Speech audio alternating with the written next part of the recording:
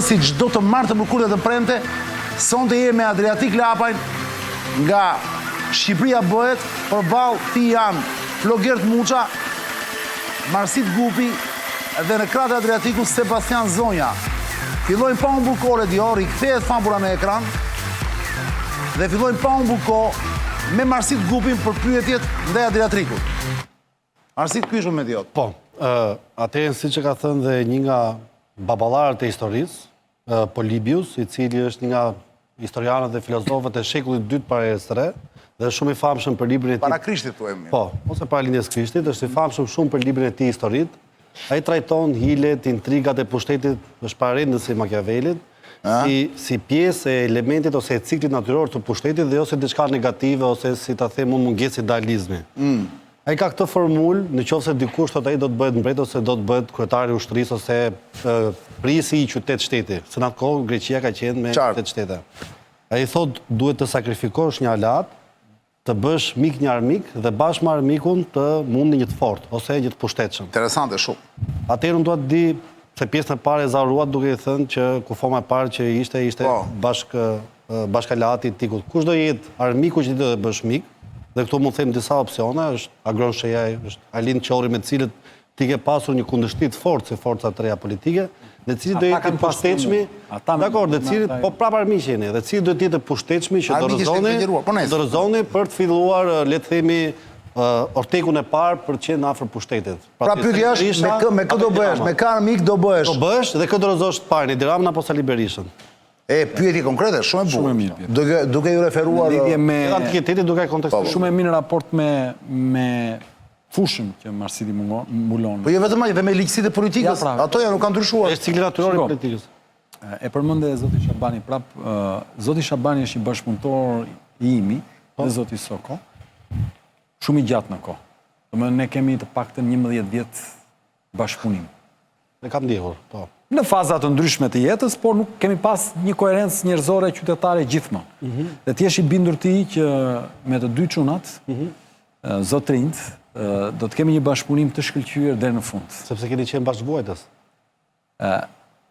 Thënë tamam, nuk jemi dy palë, jemi një palë, me thënë drejtën, në kuptimin e idealeve, aspiratës e menatë. Keni qenë dhe bashkëvuajtës nga sistemi, nga fenomenet. E po Libi e ka dhe antidotin e kësaj. Thotë nëse nuk ikën nga vuajtët e së shkuarës, nuk abuzon dot me lirinë që të vjen përpara. Tani, pra me pushtetin. Në lidhje me pyetjen tënde, fjala armik është fjala e rëndë. Armik është në kuptimin kundërshtar politik. Në ide. Ju jeni dëshmitar që unë shtriva dorën e bashkëpunimit me aq sa mund. Ësakt. U gjeta përballë një sulmi dhe shprehjesh të palogjikshme. Edhe gjyqesh. Në gjyq kam shkuar unë për të ruajtur dinjitetin tim. Në të mirë të Shqipërisë kam qenë dhe jam i gatshëm të mos vendos egot e mia personale para, por të vendos interesin e vendit. Por që kjo të ndodh edhe me subjektet që ti përmende, duhet që zotrinjt të reflektojnë. Duhet që të pranojnë që në raport me personin tim kam bërë gabim. Duhet që bëjnë hapa pas dhe mandej më lind mua pastaj detyrimi moral që të tregoj çfarë përfaqësoj. Më tha zoti Muça, nëse e ke marrë kështu kërkoj ndjes. Po dhe unë i thash, ndjesa pranohet. Pse? Sepse burri fjalën ka. Edhe në këtë drejtim. Po thotë njëjtën gjë dhe zoti Shej do pranosh pastaj dorën e bashkëpunimit. Dhe ajo që po të them është të gjithë subjektet që ndaj personit tim, thënë gjëra të pavërteta apo sulme të pabaza, apo kanë thyer shpife me radh, duhet të dëshmojnë që kanë qenë gabim dhe të bëjnë hapa pas, po të them. Pastaj ngelet në gjykimin tim për të parë vendimet. Pra topi është në fushën e tyre, thotë Adriatik. Kështu që në rrugën që jemi për interesin publik. Supozojmë që e bën të dy, jo vetëm njëri. Vjen dhe Shejaj dhe Qori. Që s'kam për ta bërë kur. Po mirë më do unë jetë se realiteti do marrim patjetër. Atëherën, kë do rrezosh të parin? Berishën për të marrë opozitën dhe të bësh alternativë të rrezosh Ramën apo do godasësh direkt Edi Ramën si kryeminist për të marrë pushtetin? Cili është i pushtetshmi që ti do e bësh kurban për qenë si strategji po të pyet. Me në qoftë se, me nëse, me atë e me këtë, sot do isha kryeministër. Po gjithë që bëjnë kryeministra me nëse. Po të shpjegoj. Në këtë betej jemi për parimet që janë hapja e sistemit zgjedhor. Se u provua tani. Jo vetëm për ne, po u provua dhe për Partinë Demokratike që e miratoi atë ligj. Që Partia Socialiste me 53% të votave ka marrë 59% të mandateve. Jam dakord me ty, po ky është diskur fenomenesh. Unë po them në real politik, më raport. Po në real politik më po. Real politik, cila është sinteza jote. Po, sinteza është shumë e thjeshtë. Kush nga këta del përballë dhe është përballë, dhe të dy janë përballë. Parimeve që po flasim është kundërshtar politik për mua. Pra dhe Sali Berisha dhe Edi Rama. Dakor. A e bën bashkëkodin atë? Dakor, të kuptova. Pyetja ty është kjo, shumë shpejt, për shkak edhe të arrestimit, edhe të dënimit në burg pa afat të kryetarit bashkisë, me shumë mundësi, për shkak sepse do bëhet pamundësi që ai të ekzekutojë detyrën e tij, mund të kemi zgjedhje të parakohshme. Cila është strategjia jote? Do dash të konkurosh vetë, do bësh një koalicion në bazë të gjerë, apo do i përgjigjesh edhe thirrjes se ka bërë zoti Shejaj që ne gjithë opozitat bëhemi bashkë dhe të kemi kandidat jo politik. Ose cili është qëndrimi yt? Në lidhje me shprehjen e zotit Shejaj, njeriu që duhej rrëzuar absolutisht dhe duhej bërë bashkë për ta rrëzuar ishte Edi Rama, zoti Edi Rama. Po. Sepse burimi i gjithë keqes është aty lart te pushteti aty. Dhe momenti për të bashkuar që ai. Tani bashkimet për kryetar bashkishe ande e këtej janë justifikime me justifiku atë që ndodhi aty, në gjykimin tim. Ndrohet 100 herë kryetarin e bashkisë Tiranë, po vazhdoi Edi Rama të jetë aty ku është, Shqipëria është kjo që është, ta kesh sigurt këtë. Nuk po them që propozimi që ai ka bërë është i keq, po them në parim, duhej bërë për të bashkuar kundër sistemit takshimçar. Fort. Iku ajo. Nuk po them që ideja është e keqe tani. Vim këtu. Tani po të bëj një analizë shumë të shkurtër si avokat, se tani nuk mund ta zhvesh si kostume profesionale. Është nga atributet e tua, me drejt. Unë nga analiza juridike që bëj, mendoj që në Tiranë, nuk vëduar në zjarr, mendoj që është shumë e vështirë të ketë zgjedhje të parakohshme. Po ta lexosh mirë, në 61 dhe 62 të ligjit 139 për vetë qeverisjen. Ta lexosh shumë mirë, po. Te pika që bën fjalë për mosparaqitje në detyrë, po t'i referohemi vendimit gjykatës që u morë për zotin Berisha, që u trajtua mos shkuarja në parlament për shkak një mase, konsiderohet për shkak të ligjit. Dhe po të lexosh dispozitën si shpreh thot që Këshilli Bashkiak Këshilli Bashkiak i propozon kryeministit shkarkimin. Por nuk ka një dispozit mënjan apo një pikë tjetër që vendos një sankcion nëse nuk e bën. Pra që të thosh që nëse nuk e bën brenda 30 ditëve, Këshilli shpërndahet automatikisht. Pra është evazive. Dale, jo juridik, do të shpjegoj pra. S'do i lejmë bashkinë pa kryetar. Në aspektin juridik, unë mendoj që këta do ta çojnë zvarr deri në zgjedhje e radhës.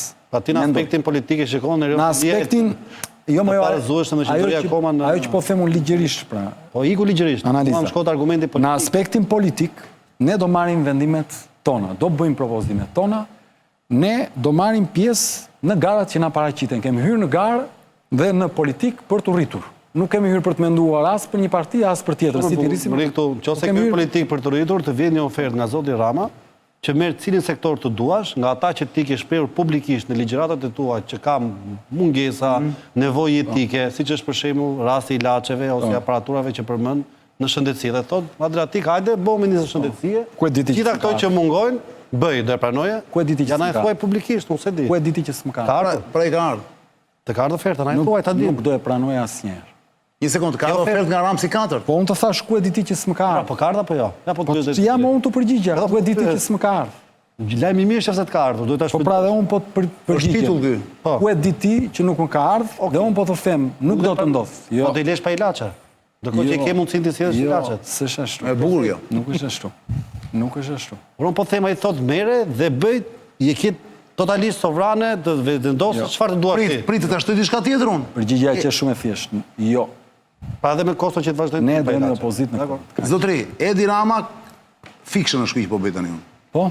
Edi Rama kërkon votën tënde Edi Rama, po unë çpata Ramsi 4. Po. Kërkon votën tënde për ndryshuar kodin zgjedhor me 84 vota në parlamentin e ardhshëm. Po. Duke ndryshuar sistemin në favor të partive të vogla, por duke gryer më shumë Partinë Demokratike. A ja jep votën ti Adriatik Lapaj? Si e gryen Partinë Demokratike? Si e gryen? Sigur, sistemi është o hapen lista dhe bëhet proporcional kombëtar, o nuk bëhet kaq. Po që se vjen një propozim i tillë për cilin ne do luftojmë fort, absolutisht do votohet po, që kjo është pa diskutim. Po këtë po them. Po, do votohet po. Do e bashkosh votën me ata? Për të bërë Shqipërinë me sistem zgjedhor demokratik, po për çfarë po luftojmë ne? Që të bëhet, pra është vonë, duhet që bërë. Qose ai të thotë në favor të partive tuaja, pra, partive të vogla. Po ajo është në favor të së drejtës, pastaj kujt i shkon pse është në favor të vogla? Ajo është në favor të atij, asaj mund i vësh prag ti. Kosova e ka me prag. 5%. 3% ka vende, ka që e kam 5. Hajde, unë se kam problem pragun. Pse? Ne nuk jemi këtu për të folur si qyshtek, si mund të fitoj njëri dhe të humbas tjetri. Ne jemi këtu duke folur për parimin. Parimin shumë i thjesht. Hajde të hapim garën. Pse? Sepse sot vota në qarkun e Vlorës, zotri, vlen 9 herë më shumë se sa vota për ne në të gjithë Shqipërinë. Po morë se Partia Socialiste me të njëjtin numër votash ka marrë 9 deputet, ndërkohë që ne në të gjithë Shqipërinë me të njëjtin numër votash kemi marrë 1 deputet. Dhe do t'i edhe me Partinë Demokratike. Mere shikoj edhe brenda qarkut të Vlorës Partinë Demokratike me Partinë Socialiste, me sa e nxjerr Partia Socialiste një mandat dhe me sa e nxjerr Partia Demokratike një mandat. Në këtë kuptim, fakti që me 53% votave Partia Socialiste ka marrë 59% të mandateve, pra ka marrë diku te 9 deri në 10 mandate më shumë se që takonin me vot, tregon që dëmi është bërë gjitha partive opozitare, është bërë dhe kryesisht Partisë Demokratike, që aspiron dhe të vinde në pushtet. Po, kepse i braktis, narrativat dhe kauzat e tua politike, për shkak se kush mi ofron. Unë qofse kam njërës smur, nuk do shof kush është doktori, do shof a do mësuar. Unë e mbajta shqipimin e qartë. I sekond. Ti e futur për garën, je futur për ilaçet që mungojnë, je futur për mungesë e konkurrencës, për tregun e lirë. Qose ty këto të ofrojnë, ti s'mund tush, jo, unë si pranoj se po mi ofron ky. Po e ditë që nuk janë ofruar dhe që... Po, ke bërë gabim qose si ke pranuar, këtë po them. Do t'jetë gjithmonë jo. Sepse i bie që ti nuk do t'i ofrojnë, ti do kur vi momenti t'i bësh ti. Qose ti në politik të rregullosh, to duhet t'i pranosh. Qose ke mundësinë t'i rregullosh. Ose i bie që s'ke besim tek vetja.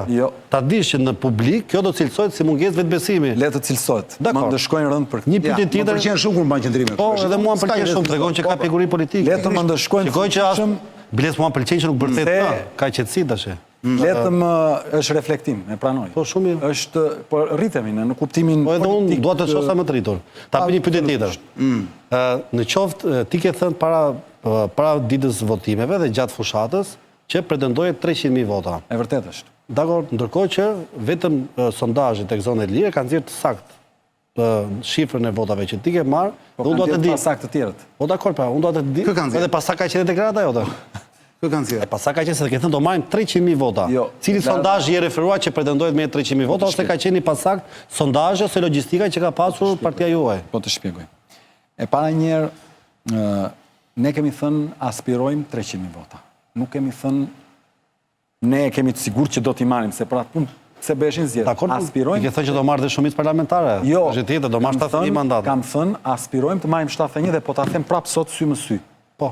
Ne, sa ko jemi në politik, gjithmonë do të aspirojmë 71. Po, kjo nuk diskutohet. Mund të marrim 0, mund marrim 1, mund marrim 30. Ditën që unë nuk e besoj që ne një ditë do t'i marrim 71 dhe do t'a drejtojmë këtë vend, nuk merrem me politikë, sepse s'ka arsye për t'u marrë. Një njeri që hyn në politikë për të mos aspiruar që të dalë në maj dhe të fitoj, është njeri kohë. Po s'po them është ambicia, unë du metodologjinë. Tani, ajo e bën me punë, me luftë, me djerës, me sakrificë apo me sublimim. Po të shpjegoj. Kush është po? Cila sakrifica e vetës? Ja, po ta shpjegoj. Pra, do pranosh paktin me Ersiren, që të përdorësh do lloj truku i cili është gjë. A do të ta them pse tham 300.000? Dakor, se kam thënë ndonjëherë ke këtu për të dëgjoj deri në fund, po. Ne bëm një analizë. E besove sonketën kur e dëgjova se tash të doli. Sonketa i nxori gjithë gabim. Jo, ke gabim. 7% e nxori zotin Qorri për shembull. E ke gabim. Po jo më nxire. Jo, po nuk ishte e fundit 7%. Ishte e fundit 7%. Sa që e fundit? Jo. Javshme ne me. Po, edhe në fund zbriti, pastaj ne u ngritëm. Nëse pak rëndësishme. Ku gaboi sonketa? Nuk ka gabuar më qartë. Ka para ato të fillimit. Nxire, do na nxjerrësh një për kuriozitet. Se unë mbaj mend një që pas. Tani në këto momente nuk mund ta nxjerr dot se jemi live dhe duhet përgatitur ajo po. Tani, vim te pse tham 300.000. Dhe bëm një analizë. E para njerë bënim sondazhe të vazhdueshme. Të vazhdueshme. Dhe sondazhet na nxinin në kuotën minimalisht 10%. Absolutisht. Deri 2 javë para ditës së zgjedhjeve. Po reagoi Gjergji sonketës. Po më nuk po ka drejt. Je gabim theoretiku, sonketat kanë nxjerrë 6% dhe 1 dhe në 2 deputet. Po se ka parë. Mund të kem parë ndonjë nga... Mund të kem parë Shkuarat, ndonjë... ke parë të shkuarat. Se duhet shikosh të fundit... Nuk e di se nuk është se kam pas dhe koti, mund të jetë. Një që kam parë unë... Fiks sa ka dalë, thot. Tani më dëgjo. Nese. Ajo që... Bravo, Gjergji, e i madh. Bremi që na i the këto. E përshëndesim, Gjergjin, se kam... E njeh Gjergjin ti. Po pra. Do thosha edhe mik, nuk po them... Po pra. Po e pranoj dhe ai këtë që them, unë besoj, unë e konsideroj të tillë. Tani vim te pse 300.000. Shko që analize për më. Po. Ne kishim në diaspor 12.000 kontakte, të mbledhur gjatë aktiviteteve tona në diaspor. Dhe ishin 12.000 kontakte të ardhura me vullnet në tyre të lirë. Dhe ne bëm një analizë të votës të diasporës, të intensitetit e meradhë dhe në 245.000 të regjistruar, ne synonim minimalisht 1/4 votus. Që do të thot dikute 64.000 në raport me pikësynimin tonë. Këta 64.000 ishin njerëz të cilët ne na kishim prit shumë mirë aty dhe njerëz të cilët në çdo takim që bënim na angazhoheshin për të punuar me njerëzit që kishin në Shqipëri. Dhe ne mendonim përveç këtyre në diaspor, mendonim që këta po lobonin dhe e kanë bërë në fakt me njerëzit e tyre këtu. Po, marrën konsiderat përqindjen e që na dilte 10% që i brënda vëndit, 10% që i pjesmarës 1.5 milion ishin 150.000 vota. Po, në rregull? Edhe 64.000 në diaspor, 214.000. Dhe mendonim dhe i 64-65.000 familjarë të atyre që votonin diaspor, shkonim dikute 280 me shpresën 300. Kjo ka qenë logjika që ne kemi përdorur dhe kemi ndjekur. Dhe nuk është se e thamë... Shiko tani, vota e diasporës nuk është ajo që është në mundë. Dakor, keni ankimime, po pyte... Si që shtek... Sakt e kuptoj. Dhe do dalë. Dhe do dalë. Pyetja e fundit e Marsilit, pastaj kalojmë te Sebastiani. Çdo kush adriatik që e synon pushtetin, detyrohet ose të bëjë një totalisht metamorfozë të madhe, ose të bëjë një sublimim, ose të bëjë një sakrificë. Po. Për shembull, që nga antikiteti, Agamemnoni sakrifikoi të bijën. Vajzën e vet, po. Vajzën e vet për të pushtuar Trojan. Churchilli me qenë se ti ke përmendur. Po pse sakrifikoi thuaje që të pushonte deti si ishte metall. Merr. Po ka kuptimin simbolik ajo? Ti me di, po simbolik. Po pra, edhe... Frynte era që të çonte atje. Po, ishte dhe detit razuar shumë. Detit razuar shumë, po. Poseidoni...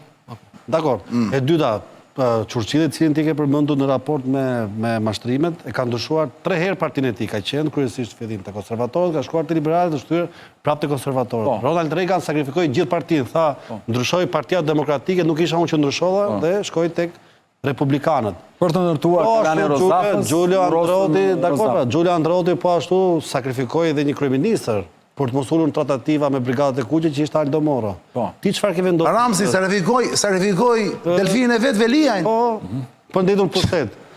I ke bërë me veten paqen e plot, kuptosh që rrugat cilës ti e futur nuk ka nevojë as për ideale, as për këtë qetësinë dhe maturinë për të folur mbi dhimbjet, po ka nevojë për një forcë të jashtëzakonshme që të pranosh 1 të shkelësh mbi kufoma, 2 të bësh pakte të errta dhe 3 të tregosh një lloj force pa e vrarë ndërgjegje. Dhe ti pret jeti thon publikisht sot, po, është i afti, po nuk do i thot asnjëherë publikisht. Nëse i thot të gjëra, mund besoj që do i rritet edhe më shumë fuqia.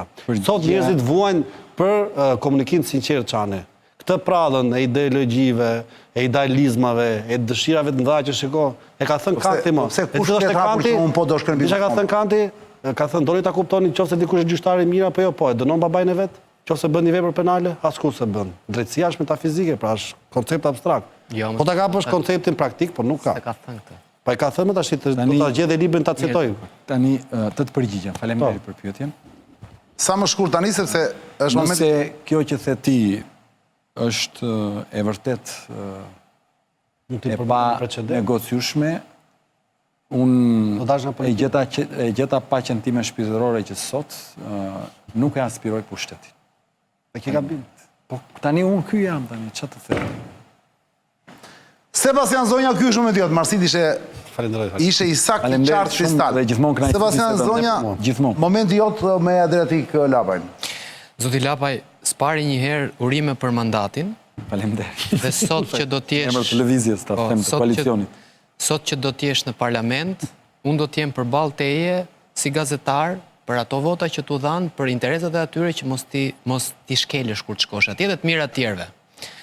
Sepse nuk e di se si ti do të ngjisësh rrugën tënde për të shkuar tek më shumë mandate, tek më shumë poste, tek kryeministri etj. Por unë tani do t'jem në krahun tjetër për të mbrojtur interesat e qytetarëve, përpallë teje që do t'jesh në parlament që do të flasësh për interesat e qytetarëve. A u zhgënjeve nga vota e diasporës sepse je nga iniciatorët? Adriatik, shikoj këtu më mirë se ashtu dukesh keq, po. Edhe ti, Sebastian, shikoj ekranin, nuk ka nevojë të shohë vetë. Nderuar Sebastian, po të drejtojmë në emër, ndjes. Po, s'ka problem. Jo që nuk jam i zhgënjyer me diasporën, po jam gjithmonë për të shkuar prapë dhe mezi po pres të nisë sërish turin e madh të diasporës. Ne kemi sot që flasim 20 deg të themeluara në diasporë, për cilat po punojmë dhe besojmë në 3-4 muaj që vjen do bëjmë dhe zgjedhjet për t'i strukturuar në mënyrë totale.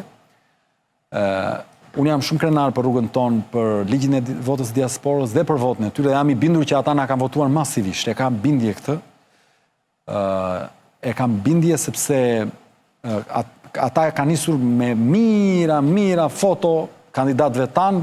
Ne nuk i kemi bërë publike për shkak se ligji e ka ndaluar, por ato vota nuk kanë ardhur këtu, si që shtek këtë i takon drejtësisë ta zbuloj. Jam i bind që na kanë votuar masivisht dhe u jam i njohës për jetë që më hapën dyert e shtëpive të tyre, kam ngrënë bukë në shtëpitë e tyre, kam fjetë gjumë në shtëpitë e tyre, shpesh kam zgjedhur që të mos flija në hotele, kam lënë në shtëpitë e tyre dhe u jam i njohës sa të kem fry. Edhe i përshëndes që të gjithë në diasporë. Kur ishim në emisionin e shkuar, faktikisht, kishim një debat së bashku. Ti the që mund të shkosh në një mandat drejt Kuksit, unë thash që nuk mund të shkosh në një mandat drejt Kuksit. Gjithsesi, zgjedhjet erdhën dhe treguan. A mendon se ka një lloj gabimit taktik që ti u fokusove në fushat kombëtare kur kodi është rajonal? Faleminderit. Është vendimi më i mirë që kemi marrë dhe po të ktheheshim pas do ta merrim 100 herë ashtu siç e kemi marrë. Për shumë arsye. E para njerë, sepse është moralisht e pa drejt që një qytetari në Kukës ne t'i thoshim që ti je qytetari dorës së dytë dhe për shkak të sistemit ne nuk na bën punë, apo në Përmet, apo në Saran dhe Konispole me radhë, dhe një qytetari në Tiranë që është qyteti i madh dhe ku është me letë nxjerr mandatin dhe mundësia është më e madhe, ne t'i thoshim që ti je qytetari dorës së parë dhe me ty po merremi. Jo, ne zgjodhëm që të bëjmë një fushat totalisht në çdo cep të Adeut. Dhe në 40 ditë që kam bërë fushat unë, se unë e nisa që në datën 1 prill, ka qenë një 40 ditë që kemi bërë 56 aktivitete në 40 ditë dhe ka qenë një shtrirje totale në të gjithë vendin dhe personalisht jam fokusuar shumë pak te Tirana sepse jam munduar që të jepja peshë të gjithë vendit. Në lidhje me arsyen e dytë pse e bëm këtë zgjedhje, ishte sepse ne kemi synuar bashkë me koalicionin të ndërtojmë themelet e një lëvizje dhe një të ardhme kombëtare, që do të thotë Shqipërisë i duhet një parti e së nesërmes që ka një shtrirje territoriale kombëtare dhe jo një parti enklav. Pra nuk mund të bëja strategjinë unë që me që se jam nga qarku i Vlorës dhe i kam gjithë fise fare fisa aty, të shkoj të kandidoj unë në Vlorë dhe ta merja unë mandat në Vlorës se me pak është ndarë, me 800 vota është ndarë, dhe të merja dhe 1 ose 2 në Tiranë dhe të fokusoheshim këtu dhe të shkonim me 3 mandate ne dhe të thoshim bëm historinë. Jo, ne bëm këtë që bëm sepse kemi menduar që të hedhim baza për nesër dhe ne sot jemi vetëm një subjekt politik në Shqipëri nga subjektet e reja që ka rreth 6.000 vota në Korçë, në Qark, rreth 6.000 vota në Qarkun e Beratit, mbi 6.000 vota në Qarkun e Beratit, 6.000 vota në Elbasan. Ne kemi 9.200 vota në Fier, kemi 6.267 vota në qarkun e Vlorës, kemi 5.000 vota në qarkun e Lezhës, kemi mbi 4.000 vota në qarkun e Durrësit, kemi mbi 16-17.000 vota në qarkun e Tiranës. Pra kemi ndërtuar ne kemi rreth 1.600 vota në dijenin time nga sa mbaj mend në qarkun e Gjirokastrës, që janë shumë. Sa? Rreth 1.600 vota. Po për herë të parë dhe të një betejë pa barabartë. Të ndalemi pak në një pikë faktikisht. Është krijuar një bindje që po shkuam në Bashkimin Evropian, situata është fush me lule. Tani dua një ndarje të një debati sepse këtu të gjithë janë pro BE-s, por asnjë nuk thot çfarë problemesh mund na shfaqen BE dhe na zgjidh do të gjitha problemet në Bashkimin Evropian. Pra, Ndahet pastaj debati euroskeptik, euro të dashnor të Bashkimit Evropian e tjerë e tjerë. Ne kemi një problem thelbësor sot i cili po shfaqet në të gjithë sektorët. Është problemi i demografisë. Ti ku? Këtu shiko. Duke qenë se problemi i demografisë sot për çdo qytetar Ti shiko Sebastiani, më shiko Sebastiani, vetë të shikon ty. Që ne do ta kemi në 20 apo 30 vitet e ardhshme dhe shumë e zorshme për ta zgjidhur sepse asnjë prej vendeve në Evropë nuk e ka zgjidhur. Kur të shkosh aty në parlament, do t'jem po të njëjtat fjalime, zoti Lapaj, që unë po e bëj këtë për fëmijët tuaj, apo do t'jetë një strategji se si të dalim nga ky lloj problemi i cili do të na kushtëzoj të ardhmen tonë në rajon dhe për 20 apo 30 vitet e ardhshme. Qeveria Rama e ka marrë këtë pushtetin e saj me moshë mesatare 30 vjeç, 31.7, 31.9, dhe sot jemi 22-23 vjeç moshë mesatare. Jemi 24.1 është përditësimi i fundit. Okej. Po, faleminderit për pyetjen. Është për mendimin tim kjo është Ti ku? Atje. kjo është palca e problemit. Kjo që tha Sebastiani është palca. Të çosh shtikën mu në palcë. Si do e zgjidhim? Sepse E nisëm në 92-shin me moshë mesatare 26 vjeç, që ishte mosha më e re në Europë. Jemi sot, ishim kur zoti Rama ka në pushtet diku te 31.9 vjeç, sot jemi 44.1 dhe ritmi i plakjes popullsisë është më shumë se i frikshëm. Ne kemi hyrë në rrethin e 11 shteteve me moshën më të plakur të Europës dhe e kemi shpejtësinë e plakjes 4 herë më të lartë se mesatarja e vendeve të Bashkimit Evropian. Po këtu në llogaritën këta që po vinë. Nga Azia, se nuk e llogaritur. Jo, s'kan gjendje civile ata këtu akoma. Po prandaj nuk po llogaritën, pra ata janë aktorisë në Shqipëri. E di s'do bëhen ata? E di. E di sa shumë lindin ata? Po.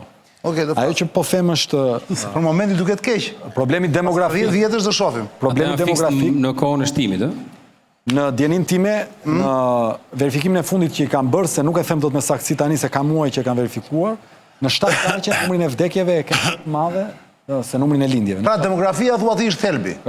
Është mermo sepse nëse ti mund të ndërtosh nesër një qeveri të pa korruptuar dhe mund të performosh mirë ekonomikisht, ti s'ke ç'bën për të shtuar lindshmërinë me njëherë. Se para njëherë të duhen djemë dhe vajza të rinj që të kenë dëshirë për të shtuar. asnjë vend nuk e ka zgjidhur. Se zgjidh dot aq kohaj. Kështu që Por të paktën politika atje bën stimul. Kishte program Bëj stimul, pra. stimul. Japin kështu kredime. Premtimi më i madh i partisë në pushtet se ne ishin dhe për rinin. Ishin pensionet. Pra, jetë duke fol në një vend që premtimi më i madh elektoral gjithandej ishin pensionet. Se ti flet një elektorati që është në moshë të thyer tash. Dhe këtë nuk ke çfarë i bën me njëherë. Kjo kërkon dekada. Dekada pra. Po, Ndërkohë dhe- të favorizosh emigracionin pra. Ishin dhe të palishëm. Dhe ata që janë në moshë të madhe, duhet ta dinë që jemi aty i punon një për të mbajtur në pension një në Shqipëri. Kuptua pra po. Jo, po nuk e kanë kuptuar mirë, se po ta kishin kuptuar mirë do na kishin votuar ne që ta ndronim. Tani do vej historia që do punoj gjys 0.5, pra Gjys, po. për të marrë pension një. Nuk do ketë më mundësi as për të paguar ato pensione, kështu siç po shkon ky ritëm.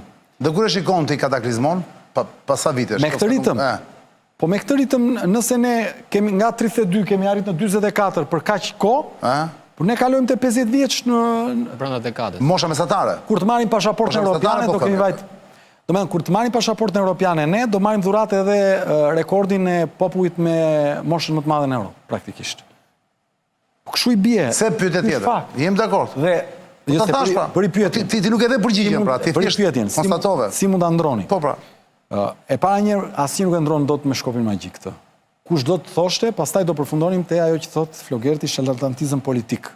S'ke ç'i bën asaj. Si do duron dot ti mund bësh incentiva që njerëzit të fillojnë të A do favorizosh emigracionin zotëri? Eksakt pra. Ajo që mund të bësh është që të krijosh politika që çiftet të lindin më shumë dhe të kenë mundësi për të jetuar këtu e mos të ikin dhe ata që janë jashtë një pjesë të kthehen. Këtë mund të bësh.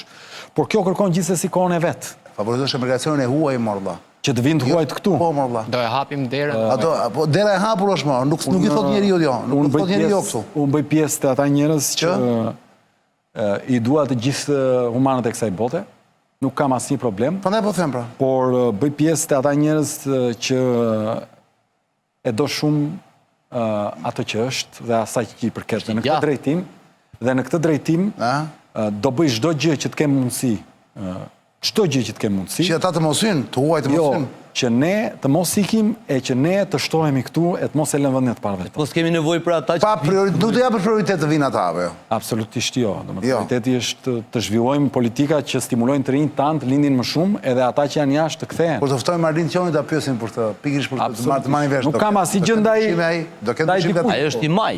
Po, do thotë që po, unë jam pro migracionit të... Nuk do e thotë se... Migracioni, si quhet të rast, Sebastian? Pardje u bë... Jo, më më dëgjon. Si quhet të rast kur të huaj të vinë këtu? Migracion apo... Migracioni është kur bëhet ikën nga Gramshi dhe vjen në Tiranë. Është brenda. Në këtë rast, migracioni i të huajve atë. Po, imigracion, do me thënë kur vjen, emigracion... Migracioni është brenda vendit. Sebastian, ke i pyetje të fundit, se më duket se i mbyllë. Jo, kam pyetje. Domethënë unë kam gjithë ato, po... Jo gjithë ato, nga 5 e lanë tani. Të lutem, se kam dhe unë pyetje për të bërë, që të jemi du një mendim, që mendon Adriatik Lapaj për Ramsin, se kam shkuat 4 atje për arsye vëndi, Berishën dhe Alex Sorosin, me shke për dhe i status. Për situatën konkrete të tyre, Pyetje e fundit, Sebastian, lutem. Pyetja e fundit është për Spakun. E keni mbrojtur Spakun? Gjithmonë. Gjithmonë. Po. Si të duket sot? Do ta mbrojë, do vazhdoj ta mbroj. Po dakord, po si të duket sot? Mendoj që në zgjedhje unë si Adriatik kam prit një menaxhim më të mirë. Jo se u dëmtuam ne, po për ta ndarë Shqipërinë nga këto fenomene njëre për gjithmonë, domethënë, dhe le të fitonte më mirë, nuk ka problem. Nëse zoti Rama do fitonte në një garë të ndershme, unë do i shtrëngoja dorën, absolutisht, nuk kisha për të bërë kundër pedal kurrë, absolutisht jo, por ne dim që nuk është kështu. Të gjithë e dim, pastaj ca e pranojnë televizor, ca se pranojnë. Fakti është që fëmijët e të gjithëve do ikin nga ky vend nëse vazhdojmë me këtë metodologjinë që ta mbaj mirë me këtë, ta mbaj me këtë, edhe po e vërteta është e vërtet. Kjo vjen si e bërë tip më reflektues pas zgjedhjeve, se shoh që ka një lloj qetësie në të gjykuar dhe në të folur, në ritëm, çfarë ka ndodhur? Ka ndodhur që absolutisht njeriu është përmirësimi vetvetes. Ti lexon një libër dhe presupozohet që të përmirësosh. Bën një gabim në jetë dhe presupozon që të marrësh mësime. Merr pjesë në një garë që nuk është e lehtë dhe që është sipërmarrje e madhe, që duhet ta mbash një herë mbi supë ta kuptosh çfarë do të thënë dhe nxjerr mësimet e tua. Po, unë nga kjo garë kam nxjerr mësimet e mia dhe mësimet e mia janë që nuk mjafton pasioni im, nuk mjafton energjia ime, duhet edhe pjekuria, edhe qetësia, duhen të ndërthurura. Po, unë kam bërë reflektimet e mia, por sa i takon strukturës posaçme, për zgjedhje kam pas pritshmëri më të mëdha. Uroj të më zhgënjej në këtë pikë për mirë dhe të nxjerrin diçka, por mbështetja ime për ta do vazhdoj të jetë. Kjo e fundit është pak personale faktikisht. Nga i gjithë ligjërimi që u ndërtua gjatë gjithë kësaj kohe dhe pata fatin të jem unë i fundit që ta bëjmë këtë bisedë, ka një lloj pozicioni misionar në politikë. Pra unë e bëj këtë për fëmijët, unë e bëj këtë për ilaçet.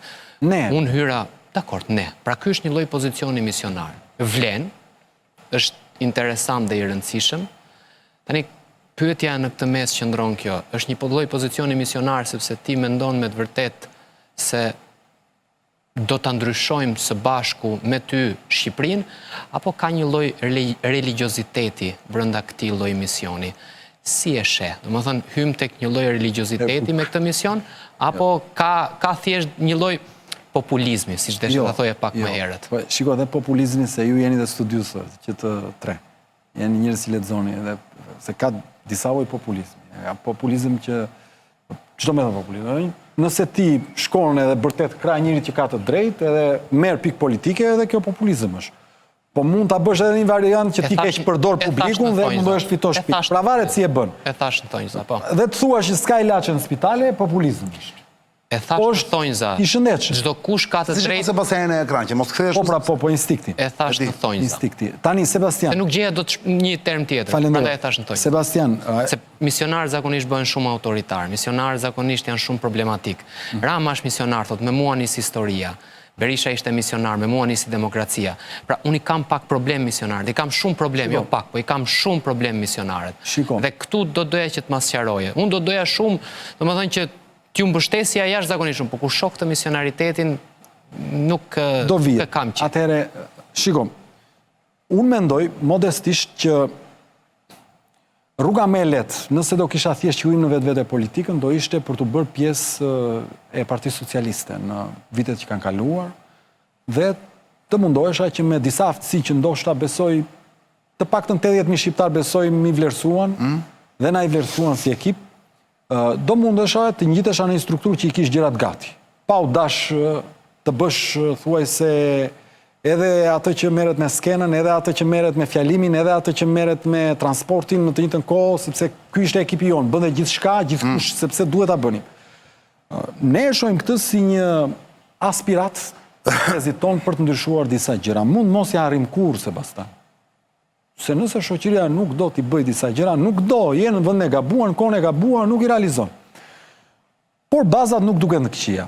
Të arrish vetëm me ide dhe kundër një sulmi total nga çdo anë të mobilizosh si ekip rreth 80.000 njerëz, si fillim nuk është një fillim i keq. Pastaj këtë pjesën e të qenit misionar apo jo, unë besoj që na duhet një vend më i mirë. A do e arrim dot ngelet për të parë. Ngelet për të parë, mund mos e arrim dot. Pyetja është 84.000 njerëz, 80.000 njerëz, që janë 80.000 aksione, le ta themi, simbolikisht. Puna është si i mirëmban dhe si i ruan deri zgjedhjet e tjera. Atëherë, ata mund të ikin prapë. Ajo që qetësia më e madhe që kemi ne në ekip është kjo. Ne nuk kemi një ekip që shkoj dhe bleu vota. Dhe ty të duhen të kesh lekë herës tjetër me i ble këta. A ti thua këta janë beznik a priori? Këta janë idealistë që na kanë votuar ne. Këta janë njerëz që na kanë votuar me shpirt. Do ju mbeten ti ku? Ne synojmë që të arrisim numrin e tyre. Me sa do ju ushqeni në zgjedhjet e tjera? Me qëndrueshmërinë tonë, idetë tona dhe luftën që do bëjmë shumë të madhe se kemi për deri tani. Kjo është me qëndres. Tani, para se t'jap fjalën edhe një herë të ftuarve të mi që i kam se po t'jetë që të luftojmë me rujt vetëm kaq sa morëm, i bie që nuk është se ja vlen ta vazhdosh më këtë rrugë. Pra ne besojmë që është një nisje mirë, sepse në 8 muaj ishim 25 djem dhe vajza që e nisën partinë, dhe pas 8 muajsh jo, ka vjanë tani puna juaj do të jetë puna juaj për të ruajtur ta, për të shumë fishuar do të jetë 3 fishi apo ja kam përshtypjen. Duhet të jetë shumë e madhe, por një gjë është e sigurt. Kapacitetet logjistike njerëzore, pra burimet njerëzore tani janë shumë të mëdha sepse janë të mëdha. Po, sepse shtrëngimi që ne bëm për fushat, që nga kandidatët deri te ekipet në çdo rreth e me radhë, na bëri që të krijojmë ne vetëm vëzhgues kishim 600 veta. Qartë.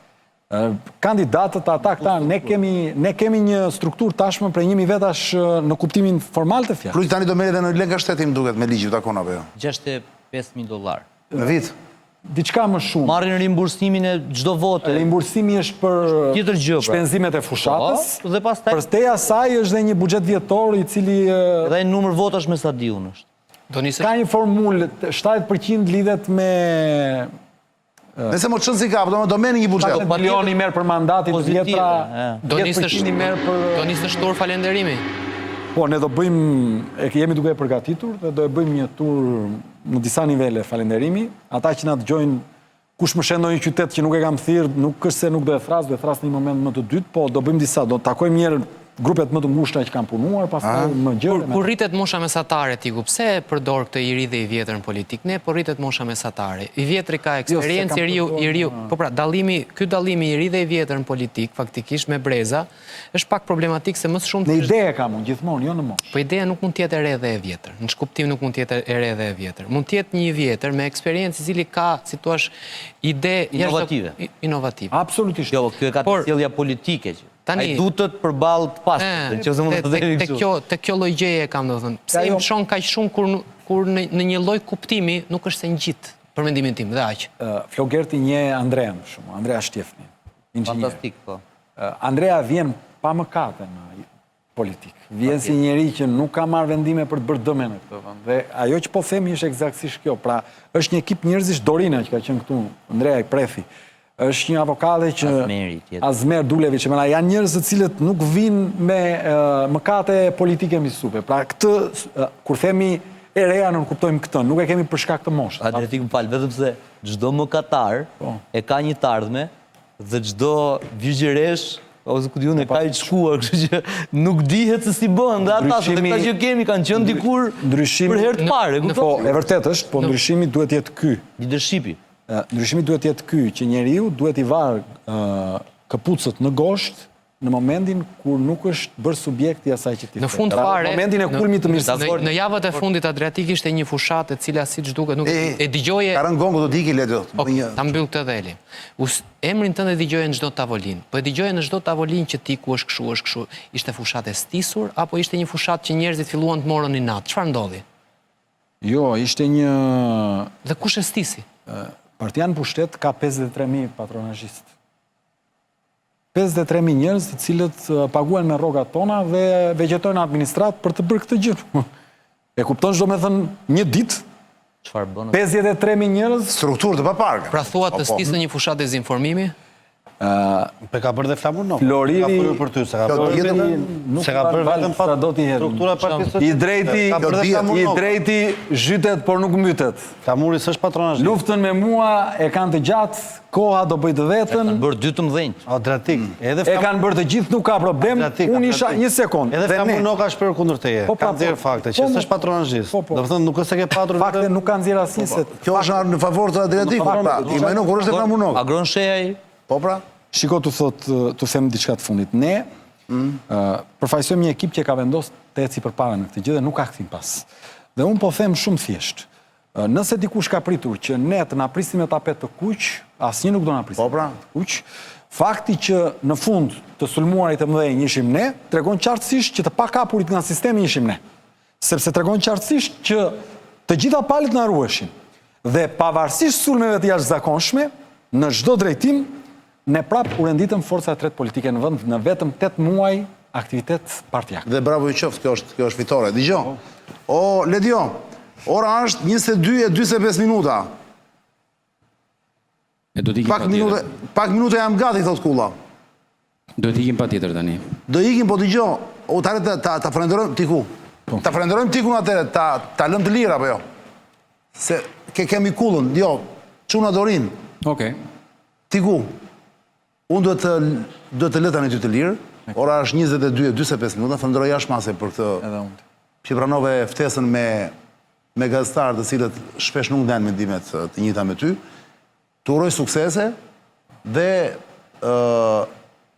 jemi shumë kurioz të shohim në parlament në fjalimin tënd të parë, që do mbash. E kam seriozisht. Kohë gjatë dhe ratë herë të shohim. Po shkoj gjatë më erdhi apo 2 muaj çfarë? Tamam. 2 muaj është. Ne bashkë do shifojmë prapë. Sa herë që të kesh dëshirë, mjafton të çosh një mesazh, ku ke gjëra për të thënë. Ti e di, kam pyet një herë, se edhe unë isha kurioz, çani nga i buron mirësia me mua, të kanë thënë një herë, por si kështu, dhe më the se nuk më ke çar kokën asnjëherë të më kërkosh dalësh në televizor. Kjo është e vërtetë. Asnjë s'ka kërkuar. Kur të më ftosh, do vi me kënaqësi më të madhe. Asnjë s'ka kërkuar. Kjo është e vërtetë.